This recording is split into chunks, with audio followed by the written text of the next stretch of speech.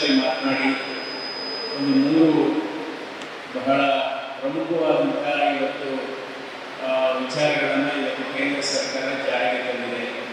ಮೊದಲನೇದಾಗಿ ಇವತ್ತು ಕ್ಯಾನ್ಸರ್ ಕಾಯಿಲೆ ಸರ್ವೇ ಸಾಮಾನ್ಯ, ಅದರಿಂದ ಅದರ ಮೇಲೆ ಇರ್ತಕ್ಕಂಥ ಆಮದು ಶುಲ್ಕವನ್ನು ಇಳಿಸಬೇಕು ಅನ್ನುವ ಪ್ರಸ್ತಾವನೆಯನ್ನು ನಾನು ಪಾರ್ಲಿಮೆಂಟಲ್ಲಿ ಮಾತನಾಡಿದ್ದೆ. ಅದಕ್ಕೆ ನಾನು ಹೆಚ್ಚು ಒತ್ತು ಕೊಡಬೇಕು ಅಂದ್ಬಿಟ್ಟು ಪಾರ್ಲಿಮೆಂಟಲ್ಲಿ ಕೂಡ ನಾನು ಚರ್ಚೆ ಮಾಡಿದೆ.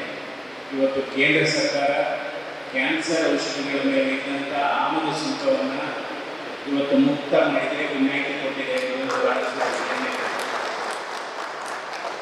ಎರಡನೇ ವಿಚಾರ, ಇವತ್ತು ಭಾರತ ದೇಶದಲ್ಲಿ ಪ್ರತಿ ವರ್ಷ ಸುಮಾರು 80,000ರಿಂದ 1,00,000 ಹೆಣ್ಣುಮಕ್ಕಳಿಗೆ ಇವತ್ತು ಗರ್ಭಕೋಶದ ಕ್ಯಾನ್ಸರ್ ಕೂಡ ಬರ್ತಾ ಇದೆ.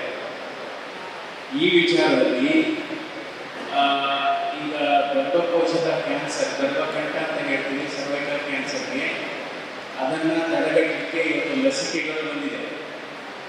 ಆ ಲಸಿಕೆಯನ್ನು ಅಂದರೆ ಜೀವನದಲ್ಲಿ ಒಂದೇ ಬಾರಿ 12ರಿಂದ 15 ವರ್ಷದ ವಯೋಮಿತಿಯಲ್ಲಿ ಇರ್ತಕ್ಕಂಥ ಹೆಣ್ಣು ಮಕ್ಕಳಿಗೆ, ಅಂದರೆ ಹೈಸ್ಕೂಲ್ ಶಾಲೆಯಲ್ಲಿ ಹೈಸ್ಕೂಲ್ ವಿದ್ಯಾಭ್ಯಾಸ ಮಾಡತಕ್ಕಂಥ ಹೆಣ್ಣು ಮಕ್ಕಳಿಗೆ ಆ ವ್ಯಾಕ್ಸಿನನ್ನು ಕೊಟ್ಟರೆ, ಆ ಲಸಿಕೆಯನ್ನು ಕೊಟ್ಟರೆ ಅವರಿಗೆ ಮುಂದೆ ಗರ್ಭಕೋಶದ ಕ್ಯಾನ್ಸರ್ ಶೇಕಡ 95% ಕಡಿಮೆ ಆಗ್ತದೆ, ಬರುವ ರಿಸ್ಕ್ 95% ಕಡಿಮೆ ಆಗುತ್ತೆ.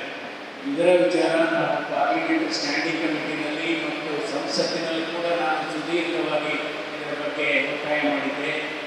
ನಿನ್ನೆ ಕೇಂದ್ರ ಸರ್ಕಾರ ನಮ್ಮ ಈ ವಯೋಮಿತಿಯಲ್ಲಿರತಕ್ಕಂಥ ಹೆಣ್ಣು ಮಕ್ಕಳಿಗೆ 12ರಿಂದ 15 ವರ್ಷ ವಯೋಮಿತಿಯಲ್ಲಿರತಕ್ಕಂಥ ಹೆಣ್ಣು ಮಕ್ಕಳಿಗೆ ಗರ್ಭಕೋಶದ ಕ್ಯಾನ್ಸರ್ ಬರಬಾರದು ಎನ್ನುವ ಲಸಿಕೆಯನ್ನು ಕೊಡಲು ನಿರ್ಧಾರ ತೆಗೆದುಕೊಂಡಿದೆ. ನಿನ್ನೆ ಇದೊಂದು ಬಹಳ ಸಿಹಿ ಸುದ್ದಿ ಅಂತಲೇ ಹೇಳಬೇಕಾಗುತ್ತೆ.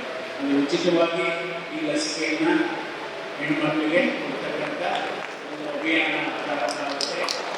ಇದು ಪ್ರತಿ ವರ್ಷ ಭಾರತ ದೇಶದಲ್ಲಿ 1,15,00,000 ಹೆಣ್ಣುಮಕ್ಕಳಿಗೆ ಕೊಡ್ತಾ ಹೋಗ್ತಾರೆ. ಇದು ಎಲ್ಲಿ ನಮ್ಮ ಸಮುದಾಯ ಭವನದಲ್ಲಿ ಕೊಡ್ತಾರೆ, ಇದನ್ನು ನಮ್ಮ ಪ್ರೈಮರಿ ಹೆಲ್ತ್ ಸೆಂಟರ್, ತಾಲೂಕು ಆಸ್ಪತ್ರೆಯಲ್ಲಿ ಕೊಡ್ತಕ್ಕಂಥದ್ದು. ಇನ್ನು 3ನೇ ವಿಚಾರ, ನಾನು ಬಹಳ ಒತ್ತಾಯ ಮಾಡಿ ಅದನ್ನು ಜಾರಿಗೆ ತರಿಸುವಲ್ಲಿ ಯಶಸ್ವಿ ಅಂದರೆ ಶ್ರೀಗಂಧ ನಾವು ಬೆಳಿತೀವಿ. ಇದುವರೆಗೆ ಶ್ರೀಗಂಧ ಏನಾಗ್ತಾ ಇತ್ತು, ಶ್ರೀಗಂಧ ಬೆಳೆದ್ರೆ ಅದು ಅರಣ್ಯ ಇಲಾಖೆ ವ್ಯಾಪ್ತಿಗೆ ಬರುತ್ತೆ. ನಿಮ್ಮ ತೋಟದಲ್ಲಿ ಬೆಳೆದರೂ ಅಷ್ಟೇ, ನಿಮ್ಮ ಜಮೀನಲ್ಲಿ ಬೆಳೆದರೂ ಕೂಡ ಅರಣ್ಯ ಇಲಾಖೆಯವರ ಅನುಮತಿ ಪಡಿಬೇಕು. ಅವರು ನೀವು ಬೆಳೆದ್ರೆ ನಿಮ್ಮೇಲೆ ಸಾಕ್ತಾರೆ, ಅವರು ಅರಣ್ಯ ಇಲಾಖೆ ಅದನ್ನು ಕದ್ದು ಕೂಡ ಮಾಡ್ತಾರೆ.